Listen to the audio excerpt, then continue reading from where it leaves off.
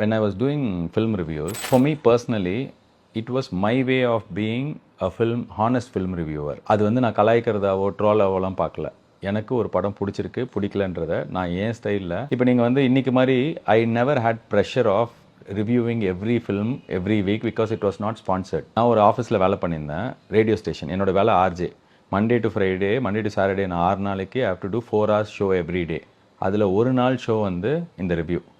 அந்த ஒரு நாள் ஷோக்கு நான் 5 hours 6 hours ஒரு படம் பார்த்துட்டு வந்து எனக்கு எதெல்லாம் பிடிச்சிருக்கு எதெல்லாம் பிடிக்கல, அதில் என்னெல்லாம் ஜோக்ஸ் பண்ண முடியும்னு எழுதி நான் 10 நிமிஷம் ப்ரெசென்ட் பண்ணுவேன். இதுக்கு I never use to talk to any one from cinema.